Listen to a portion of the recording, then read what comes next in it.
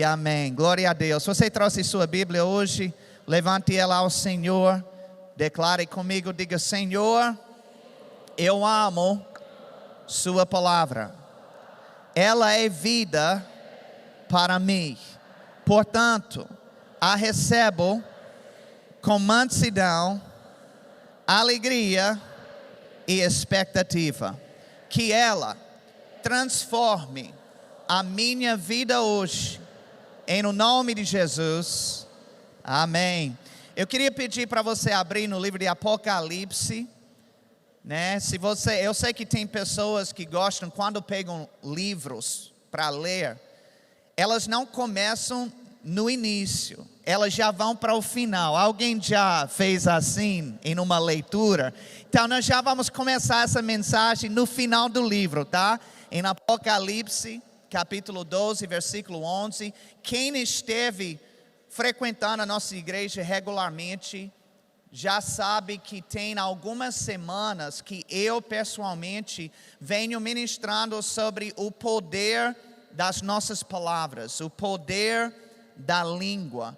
Já estamos entrando no segundo mês ministrando dentro desse tema, e hoje especificamente vamos falar sobre a boca do vencedor. Tem algum vencedor nessa igreja hoje? Glória a Deus. Então, vamos começar aqui no Apocalipse capítulo 12, versículo 11. Eles, pois, o venceram por causa do sangue do Cordeiro e por causa da palavra do testemunho que deram. E mesmo em face da morte, não amaram a própria vida. Agora, para entender essa passagem, a gente precisa saber primeiro quem foi que venceu e quem foi vencido. A palavra eles está se referindo aqui aos irmãos em Cristo. Então, foi o povo de Deus que venceu. Agora, para saber quem foi vencido, precisamos subir 2 versículos. No versículo 9, a Bíblia diz com total clareza que foi Satanás que foi vencido. Alguém pode dizer glória a Deus por isso? Agora, o que eu quero focar nesse versículo é sobre como foi que o povo de Deus venceu a Satanás. Nós vemos que eles de fato venceram, mas como foi que eles venceram? O autor, ele destaca 2 coisas. Primeiro, ele disse por causa do sangue de Cristo. Isso fala da obra redentora de Cristo. Jesus derramou o seu sangue quando ele morreu na cruz, mas no 3º dia ele ressuscitou e ele venceu a Satanás. E desde aquele dia, toda pessoa que coloca a sua fé em Jesus compartilha da mesma vitória que ele conquistou. Sabe, nas Olimpíadas, quando alguém ganha a medalha de ouro, essa pessoa sobe no pódio e se levanta a bandeira da nação que ela representa. A vitória foi conquistada por uma pessoa só, mas a nação toda participa dessa mesma vitória. Quem assiste na arquibancada ou na televisão não fez absolutamente nada, mas eles celebram aquela vitória como se fosse delas mesmas. Não é assim? Sabe que é desse jeito que funciona na nossa vida também espiritualmente. Jesus venceu a Satanás sozinho, mas por nós estarmos aliançados com ele, participamos da mesma vitória. Todo filho de Deus vence a Satanás no dia que ele nasce de novo. Se você nasceu de novo, Então, pelo sangue de Cristo, você já venceu a Satanás. Você não vai para o inferno. Você não é refém a doença, escassez e desgraça. Diga, eu venci. É por isso que o Novo Testamento nos chama de vencedores. Aleluia. Mas essa vitória, que já é uma realidade espiritual, no espírito, ela precisa também ser apropriada na nossa vida diária. Ou seja, é possível ser um vencedor por natureza, mas não viver vencendo no dia a dia. Quem sabe que isso é verdade? Satanás, ele é um derrotado rebelde. Ele não aceita muito bem a sua derrota. Então ele tenta amontoar sobre a nossa vida coisas das quais Cristo já nos redimiu. Ele tenta colocar dúvida, incredulidade, tristeza, angústia, doença. Ele levanta tribulações e perseguições de todo tipo. Mas diariamente nós podemos vencer cada um desses ataques satânicos. E esta passagem nos mostra como. Então vocês estão entendendo o que eu estou falando? Pelo sangue de Cristo, por nós aceitarmos a Jesus e nascermos de novo, já somos vitoriosos por natureza. Mas diariamente nós temos que vivenciar a vitória que Cristo já nos deu. Porque o diabo, ele não para de tentar mexer com a gente. Alguém já percebeu isso? O diabo já mexeu com alguém nessa semana? Ele é safado, não é? Ele é assim mesmo. Mas Deus nos garantiu que no dia a dia nós podemos vencer cada ataque que ele levanta contra nós. E como é que nós vamos fazer isso? Ele disse que os irmãos venceram por causa da palavra do testemunho que deram. Aleluia. Ele não disse por causa do testemunho de uma palavra. Ele disse por causa da palavra do seu testemunho. Em outras palavras, eles venceram essas coisas diabólicas porque eles declaravam a palavra de Deus em meio a todas elas. Se é assim que eles venceram, então é assim que nós vamos vencer também. Inclusive foi dessa maneira que Jesus venceu as tentações de Satanás no deserto. Toda vez que o diabo se levantou contra o Senhor, a Bíblia diz: Jesus, porém, lhe respondeu. Aleluia. Eu gosto disso. E o que foi que ele respondia? Sempre foi alguma coisa da palavra de Deus. Sempre antecedia com a frase: está escrito. Pergunte ao seu vizinho se ele sabe o que está escrito. Se não, é melhor começar a descobrir. Sabe que Jesus não ficou quieto porque ele não queria deixar Satanás ter a última palavra. Hoje em dia muitas pessoas estão falando quando devem ficar quietas. E elas estão ficando quietas quando devem estar falando.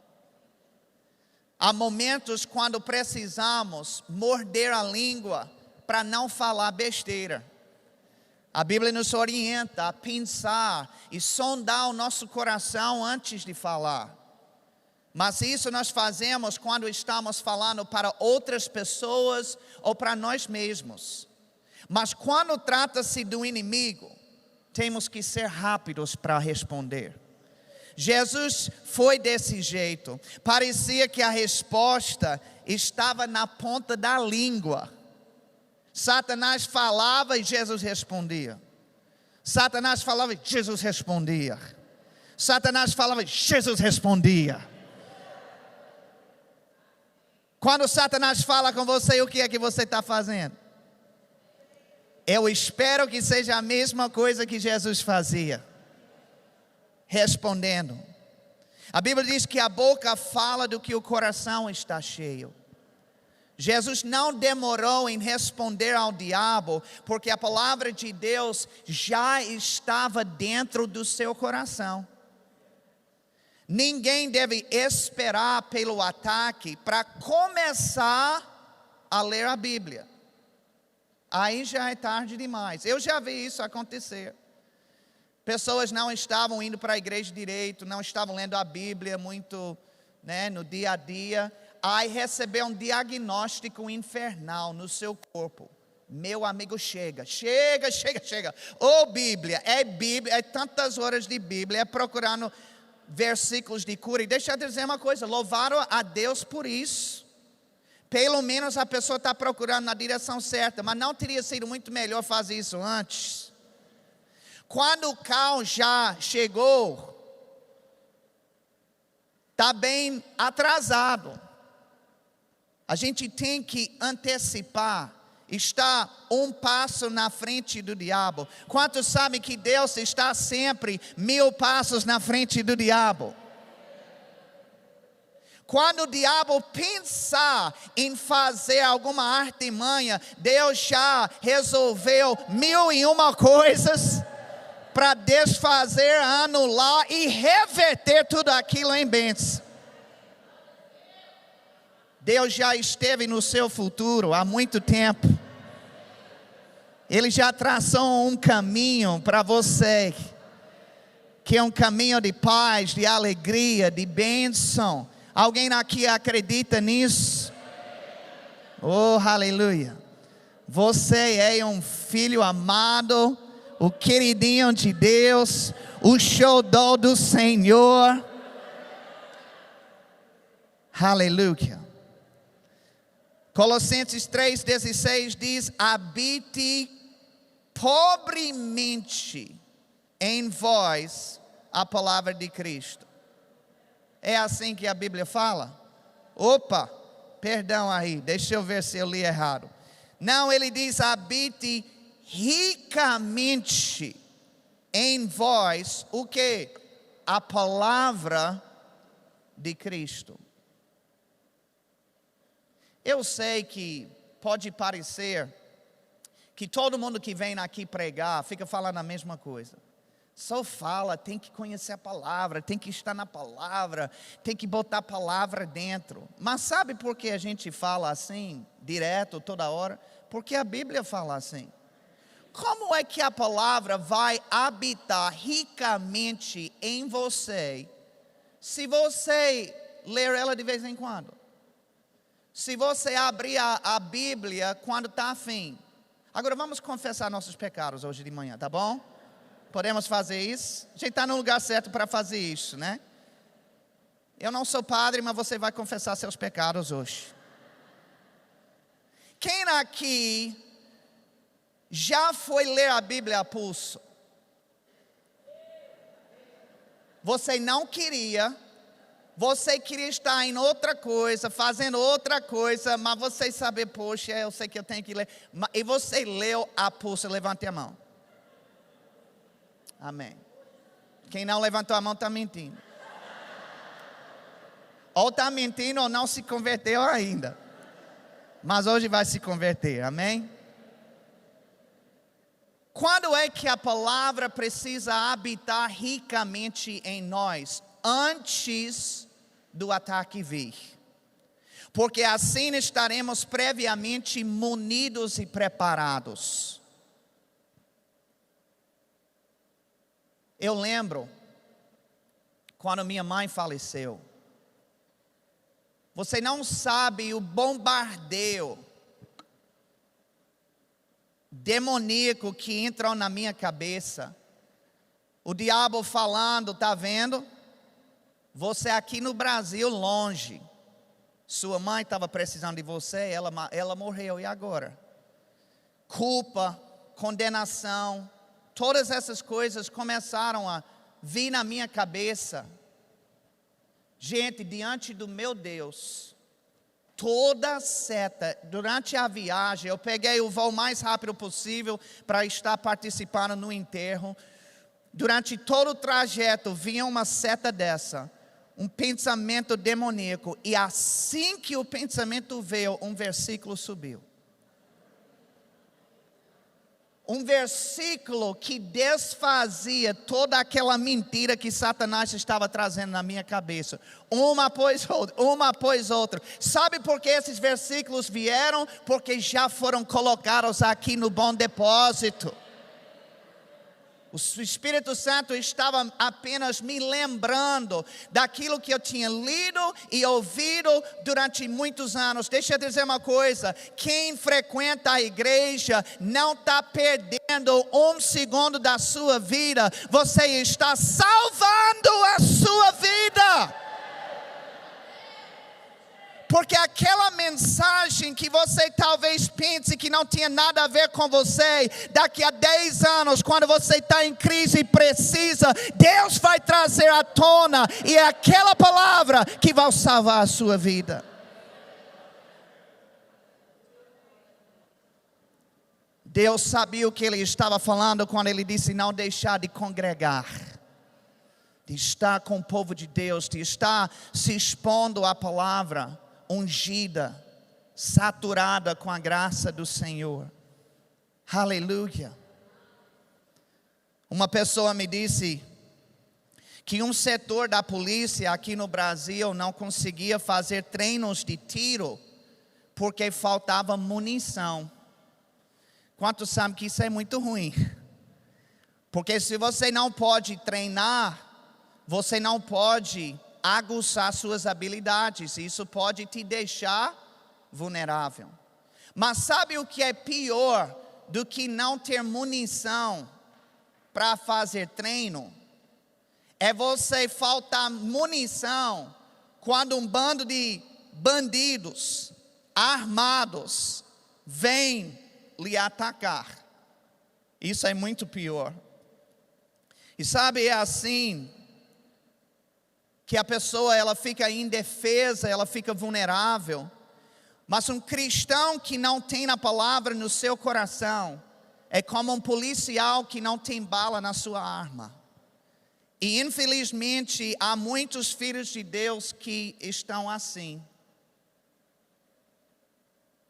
O que fez os irmãos vencerem Satanás foi a palavra do seu testemunho. Quantos sabem que para testemunhar tem que falar? Amém? Se o que fez esse povo vencer foi a palavra do seu testemunho, significa que eles estavam falando a palavra. As suas palavras próprias não fez nada no que se trata ao inimigo. Mas quando eles pegaram a palavra de Deus e testemunharam a palavra dele, a vitória chegou. Eu estou sentindo o cheiro de vitória aqui neste lugar. Oh, aleluia! Quando os jornais, quando os colegas do mundo lá no trabalho, está todo mundo falando derrota, todo mundo falando desgraça. Deixa eu te dizer uma coisa: Deus é por ti, e se Ele é por ti, quem será contra ti? Tem boas notícias no horizonte chegando.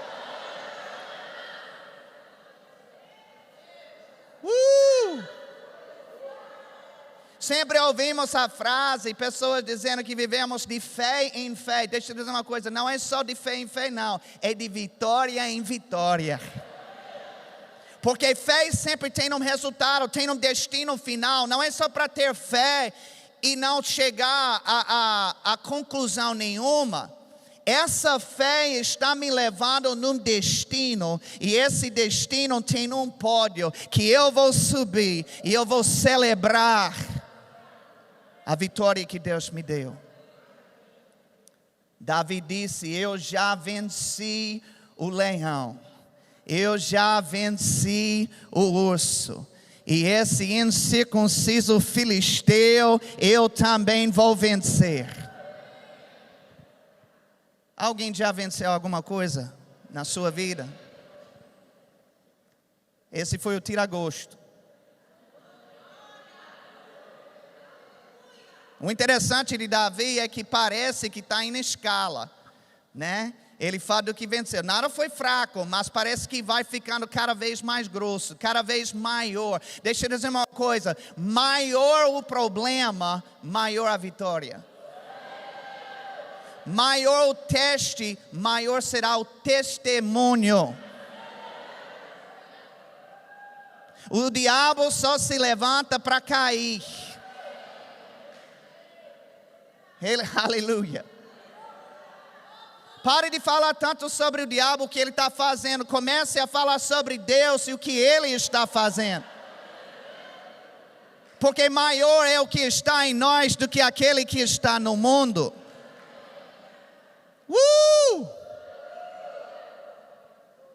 Alguém está animado ainda? Ou tem gente precisando ressuscitar? Tem gente que é assim, viu? Murcho.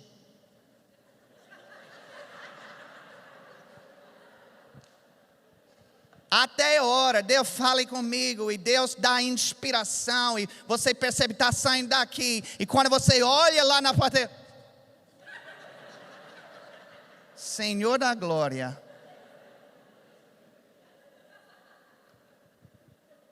Sabe que a Bíblia diz para ter ouvidos para ouvir? Você sabe o que significa isso? Tem ouvidos que não ouvem. Eles estão recebendo os sons, eles estão percebendo a articulação das palavras e do vocabulário, mas não está entrando, não está ouvindo. Quando você vem para a igreja, querido, aqui não é clube não, aqui é centro de transformação. Aqui é um encontro de milagres. Aleluia. E vamos receber do Senhor na medida que nós darmos atenção ao Senhor. Nós vivemos numa geração que dá mais atenção e mais concentração para o Instagram do que para Deus. Ele pode ficar colado 1 hora aí, fazendo textos, montando postagens, tudo bonitinho, tudo arrumadinho, não quer nem falar com ninguém, está ajeitando tudo certinho, mas para Deus não consegue ficar quieto 5 minutos. Quantos acham que isso é um problema? Depois a pessoa, a mesma, se encontra em dificuldades. Deixa eu te dizer uma coisa, tem coisas que o pastor não pode fazer para você não. Graças a Deus pela abertura que o Senhor nos dá para ensinar, para pregar, para orar, para impor as mãos, para fazer tudo que a gente faz. Mas tem coisa onde o homem ele é limitado. Tem coisa e Deus ele quis que fosse assim, porque Ele deseja que cada um individualmente busque a Ele. Ninguém pode buscar a Deus por você. Diga para seu vizinho, não pode terceirizar a oração, não.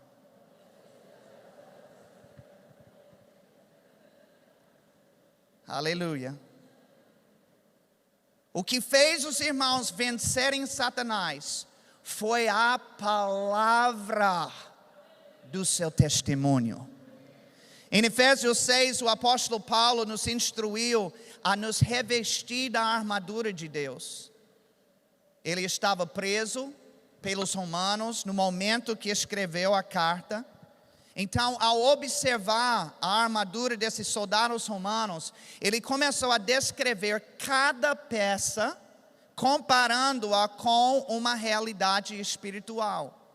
Ele disse para cingir os lombos com a verdade, para se vestir da couraça da justiça, para calçar os pés com a preparação do evangelho da paz, para tomar o escudo da fé e para tomar o capacete da salvação. Toda essa lista está descrevendo peças de defesa. Mas ninguém ganha uma batalha só se defendendo. Quem sabe disso? Para vencer o inimigo, a pessoa tem que entrar na ofensiva. Por isso, no final do versículo 16, Paulo disse para tomar a espada do Espírito, que é a palavra de Deus. Quantos sabem que a espada não é para defender? A espada é para atacar. Deus falou conosco, irmãos, tome a espada do Espírito.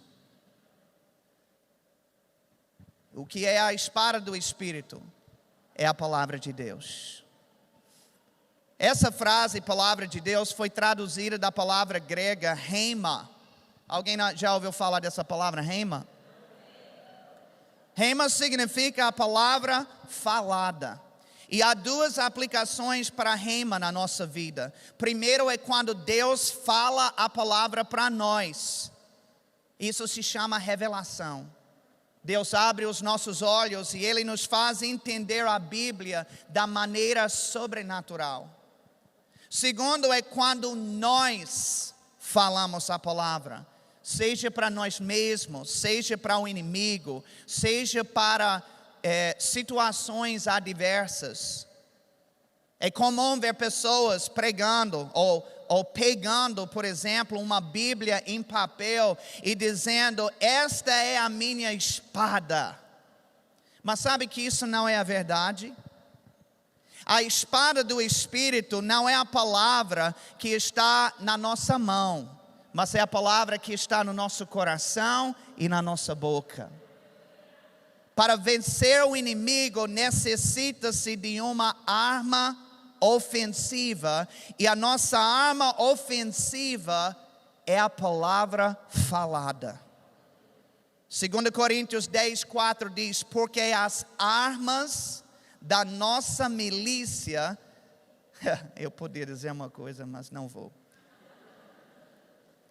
Não são carnais, e sim poderosas em Deus. A palavra que entra no nosso coração e que sai da nossa boca é poderosa. O diabo não pode resisti-la. Por isso que a Bíblia diz que Satanás retirou-se de Jesus no deserto. Quando alguém fala a palavra de Deus com revelação, o diabo não tem outra escolha a não ser recuar. Aleluia. Agora, no deserto, Jesus falou com Satanás diretamente. Amém? Ele estava lá. O próprio Satanás estava no deserto. Era Jesus falando com ele e ele falando com Jesus. De fato, há poucos momentos quando alguém teria um encontro direto com o diabo como Jesus teve. Provavelmente nenhum de vocês já teve um encontro com o próprio Satanás, que você está ciente. Mas a sua influência pode ser vista e encontrada por toda parte. Aonde estiver um demônio, ou uma doença, ou uma tribulação, ou uma perseguição, aí está a influência de Satanás. E precisamos falar para estas coisas do mesmo jeito que temos que falar para ele. Eu acho que você não entendeu. Eu disse que nós precisamos falar para estas coisas que são resultado da influência dele, como se estivéssemos falando para a sua pessoa. Abra comigo em Lucas capítulo 4. Versículo 38.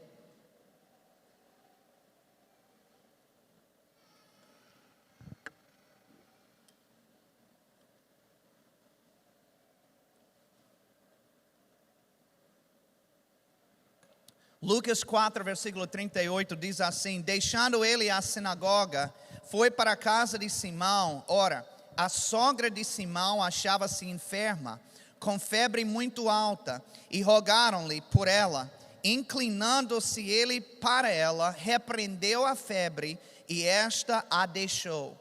E logo se levantou, passando a servi-los.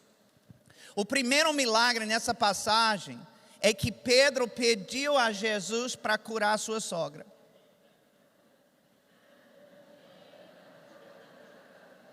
Brincadeirinha, viu, gente? Sogras são bênção. Inclusive a minha está aqui no culto hoje.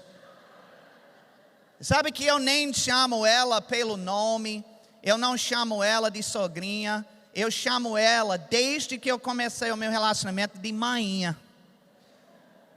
Uma das razões que pessoas têm problemas com a sogra é porque nem elas tratam ela como mãe e nem ela trata nora e genro como filhos. Você sabia disso? Esse seria o ponto de partida para resolver qualquer atrito nessa situação. Na verdade, tem algumas sogras que veem o genro ou a nora como uma ameaça, como divisor. Esse safado está roubando meu filho? Rapaz, está invadindo o meu território, porque sempre foi aquela mãe protetora, né? Então, qual é o problema? Você está vendo o cara como ladrão da sua filha, quando você devia ver ele como um filho novo, que não nasceu do seu ventre, mas nasceu da mão de Deus para você. Esse amém foi fraco demais para o que eu estou falando. Graças a Deus, Pedro amava a sua sogra como eu amo a minha. É por isso que ele chamou Jesus para curá-la e não simplesmente pediu: Jesus, essa casa aí o senhor pode passar. Ela estava com febre brava, ela estava deitada sem poder se levantar para fazer nada. Então Jesus se inclinou sobre ela e repreendeu a febre. Note que Jesus não orou aqui. Ele não falou para Deus. Ele também não falou para a mulher. A Bíblia diz que ele falou com a febre. Por que Jesus falou para a febre? Porque essa febre tinha a influência de Satanás. Do mesmo jeito que Jesus falava para o próprio Satanás lá no deserto, é do mesmo jeito que ele falava para as coisas que tinham a influência de Satanás. Agora eu lhe pergunto, uma febre tem a capacidade de ouvir? A Bíblia diz que assim que Jesus repreendeu a febre, que ela a deixou. Ou seja, a febre obedeceu o comando que Jesus deu. Então, sim, uma febre pode ouvir. Eu sei que tem gente olhando para mim assim. Sabe por quê? Porque o homem natural, ele não entende as coisas do Espírito de Deus. A maioria de nós fomos criados só para pensar na dimensão natural de todas as coisas. Mas é por isso que a Bíblia diz para renovar a sua mente com a palavra do Senhor. Para quê? A Bíblia diz que os pensamentos do Senhor são mais altos do que os nossos. Então, quando renovamos os nossos pensamentos, eles sobem de nível. A gente começa a ter visão de águia. Aquilo que a gente só via no raso, agora a gente está vendo de outro ângulo, de um ângulo espiritual.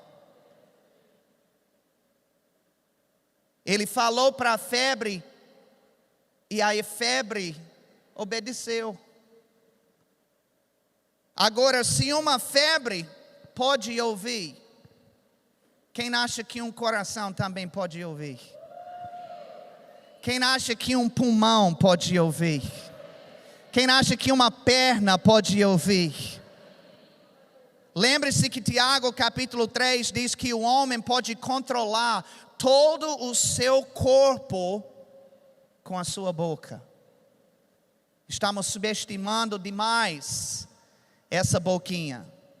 Bem, tem gente que não é tão boquinha assim, mas estamos desprezando demais esse órgão que Deus botou bem no, olha como está, bem aqui.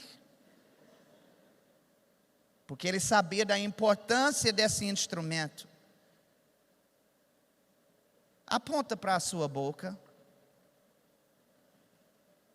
Não bote dentro da boca não, viu gente? É só apontar. Diga comigo, essa boca é instrumento de milagres. Eu não terminei ainda não, aponte novamente. Diga comigo, essa boca é a chave que vai abrir muitas portas.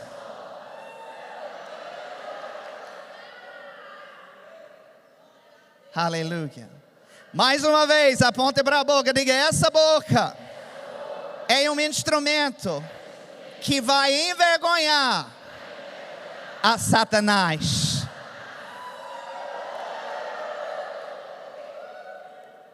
Aleluia. Algumas semanas atrás eu contei a história sobre o meu joelho. Eu havia machucado muito o meu joelho e o médico disse que ele disse literalmente assim, os seus joelhos são ruins.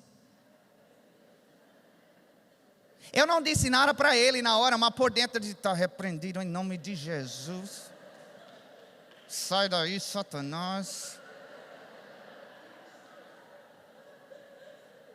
Quantos sabem que o diabo pode pegar a boca de gente?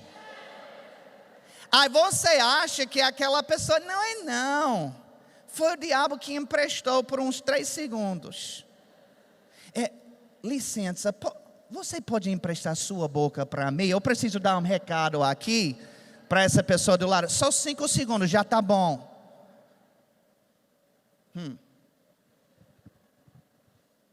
Então ele disse isso, os seus joelhos são ruins. E assim que ele me liberou da consulta, eu comecei a falar com os meus joelhos. Eu olhava para eles, bonitos os meus joelhos. E eu os abençoei, desfazendo tudo de ruim que ele havia declarado sobre os meus joelhos. Eu disse, joelhos, vocês são maravilhosos. Vocês são bons. A cartilagem é abençoada. Você pode pular e sentar e fazer o que quiser, fazer break na igreja, pode fazer tudo, joelho. E sabe que eu sou totalmente curado hoje. Estava na academia ontem. Antes de ontem, estava fazendo leg press. Sabe o que é leg press? Usa muito o joelho. Na verdade, foi o leg press que acabou machucando meu joelho naquela época. Mas eu tenho mais juízo agora. Mas uma mulher, ela estava no culto nesse dia que eu contei o meu testemunho. Ela estava obesa e queria fazer uma atividade física para perder peso. Só que ela tinha muita dor e não estava conseguindo fazer nada. quando ela ouviu o que eu fiz com os meus joelhos, ela foi para casa e começou a fazer a mesma coisa com a parte do corpo dela que estava doendo. E ela me procurou, ela disse: apóstolo, a dor sumiu totalmente e já estou correndo. Queridos, a palavra da fé funciona. Para quem recebe, para quem crê, para quem põe em prática, essa palavra é real, é vida, é libertadora. Tudo que existe nesse mundo foi criado com palavras. E se foi criado com palavras, então ele pode ser alterado por palavras também. Vocês estão comigo? Abra comigo em Lucas 17. Lucas 17.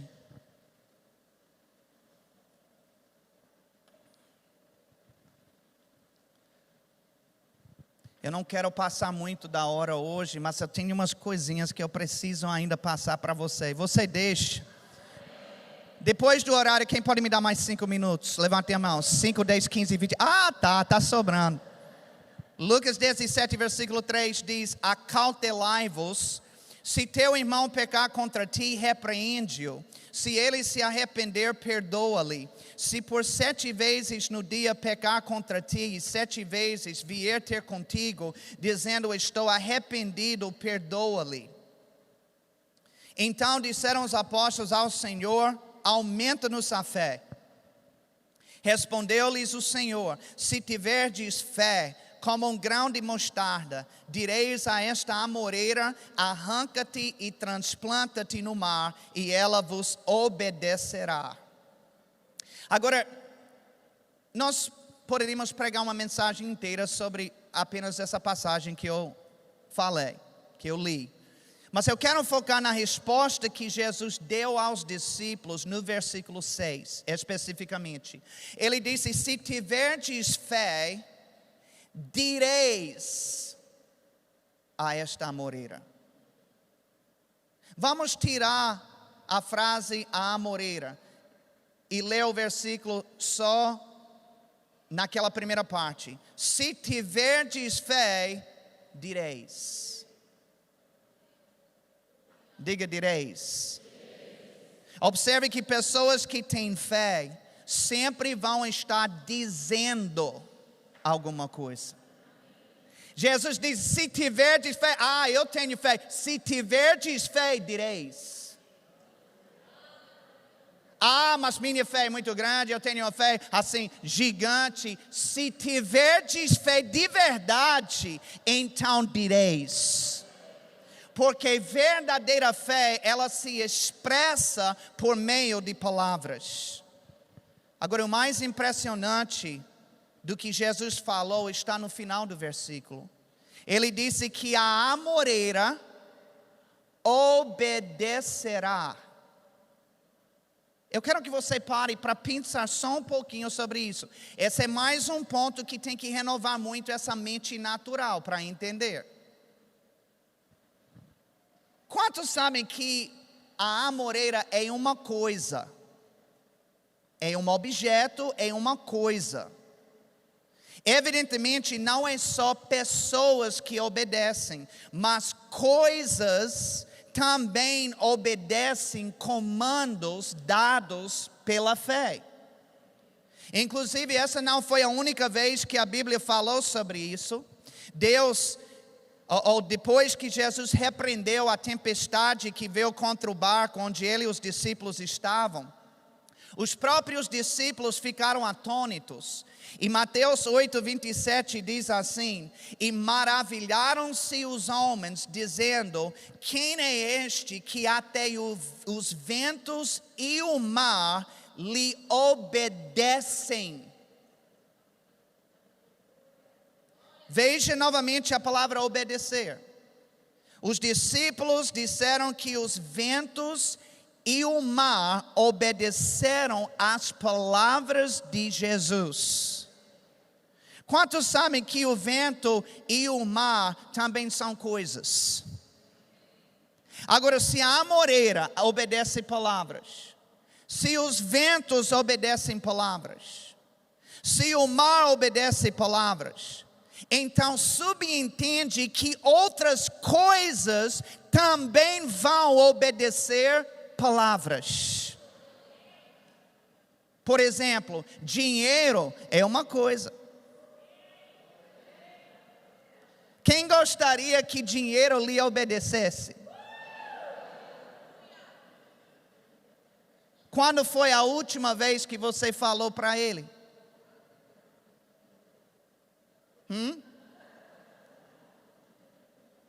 Eu imagino o que você tem falado sobre dinheiro.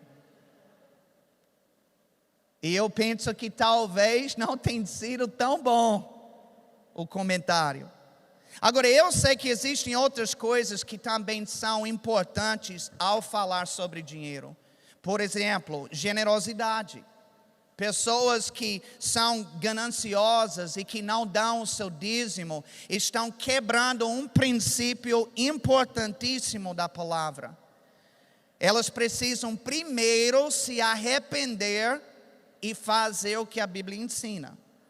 Mas a pessoa que está seguindo a instrução de Deus direitinho, ela pode sim falar para dinheiro e ele obedecerá.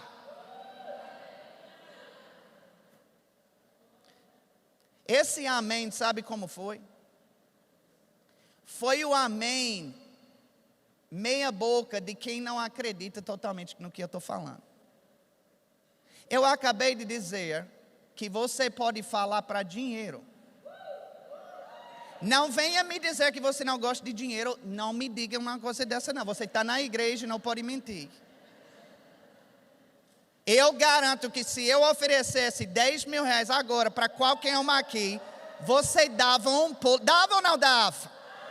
Então não olhe para mim com aquela cara. Eu não sou de dinheiro, não. Eu sou da vontade de Deus.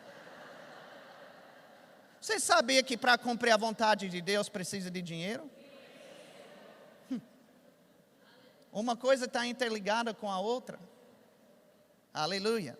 O problema não é o dinheiro, o problema é o coração corrompido. Então, eu acabei de dizer que você pode falar para dinheiro. E que dinheiro te obedecerá. Aí o amém foi assim. Não, agora não, já passou. Já passou. Aí você disse, amém. Está com contas, numa pilha de contas lá em casa, agora. Está com umas dívidas até aqui. Eu digo, você pode falar para dinheiro e vai te obedecer. Amém. Que incredulidade de Torá é essa?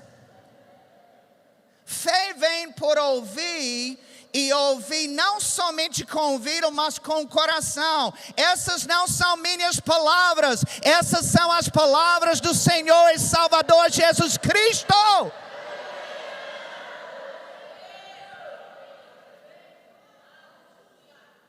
A minha casa que eu construí está financiada hoje. E eu já estou falando para ela.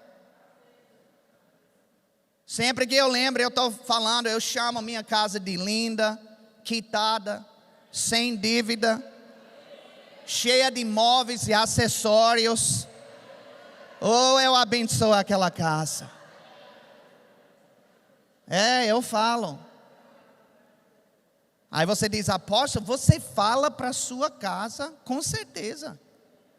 E sabe que outras pessoas também estão falando para as suas casas, mas elas só não estão percebendo? Tem gente que amaldiçoa a sua casa. Elas dizem coisas assim, nada nessa casa presta. Tudo quebra nessa casa. O financiamento dessa casa não acaba nunca. Sabe o que você está fazendo? Profetizando. E sabe o que vai acontecer quando você fala assim? A casa vai obedecer às suas palavras. Tudo vai quebrar. A conta nunca vai se pagar. Oh, aleluia. Fale, Jeová. Eu tenho mais uma passagem que eu preciso ler, a gente vai encerrar. Abra em Ezequiel 37, grupo de louvor já pode vir. Ezequiel capítulo 37, versículo 1.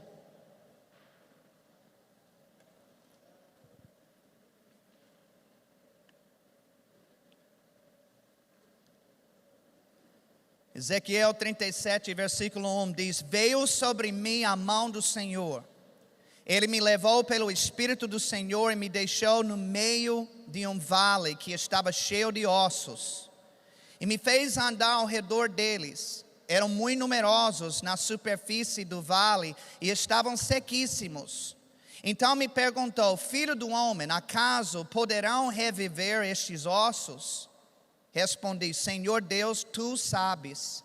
Disse-me ele: profetiza a estes ossos e dize-lhes: ossos secos, ouvi a palavra do Senhor. Agora eu sei que os ossos secos nessa história são uma metáfora. Eu estou ciente disso. Mas ao mesmo tempo eu creio que a passagem ilustra perfeitamente o que Jesus ensinou no Novo Testamento. Qual foi a instrução que Deus deu para fazer os ossos secos reviverem? Ele disse: profetiza a esses ossos secos. Em outras palavras, fale para estas coisas. Aleluia. Alguém está pegando alguma coisa aqui hoje de manhã? Mas falar o quê para essas coisas? Ele disse: ossos secos, ouvi a palavra do Senhor. Aleluia. O que é que precisa profetizar para as coisas? A palavra do Senhor. E essas coisas vão ouvir. Elas não têm um ouvido como eu e você temos, mas elas conseguem ouvir. Tem muitas coisas na sua vida que estão esperando ouvir um comando seu. Talvez as coisas não mudaram ainda, porque a palavra do Senhor ainda não saiu da sua boca para elas. Agora veja o último versículo, versículo 7. Isso é um amo. Então profetizei, segundo me fora ordenado. Deixa eu te dizer uma coisa. Ele disse: eu profetizei segundo me foi ordenado. O Senhor Deus, não é o apóstolo Derno, o Senhor Deus está te ordenando a profetizar. E se você profetizar para as coisas conforme foi ordenado, veja o que acontece. Enquanto eu profetizava, houve um ruído, um barulho de ossos que batiam contra ossos e se ajuntavam, cada osso ao seu osso. Aleluia. Sabe o que aconteceu antes de profetizar? Diga nada. Estava tudo do mesmo jeito, tudo parado. A dívida só crescendo de juros, a enfermidade só piorando, a situação ficando cada vez mais negra. Antes de profetizar, nada aconteceu, mas ele disse: enquanto eu profetizava. Deus disse: cara, você não precisa nem terminar. Quando você começar a primeira palavra, algo já vai começar a acontecer. Daniel estava esperando a resposta de uma oração, e o anjo demorou 21 dias para chegar. Quando ele finalmente chegou, ele disse: Daniel, desde o primeiro momento quando você abriu a sua boca, Deus me enviou com a resposta. Oh, glória a Deus. Fique em pé, igreja. Está na hora de profetizar. Venha receber uma palavra de fé para você e toda a sua família na Igreja Verbo da Vida Aracaju. Todos os domingos às 10 da manhã e às 6 da tarde, nós esperamos você para um grande culto de celebração. Participe também das nossas super quintas, às 7h30 da noite. Você é muito bem-vindo aqui. Venha estar conosco na Rua Campo do Brito, 1265, no bairro Salgado Filho. Verbo da Vida Aracaju, uma palavra de fé para você.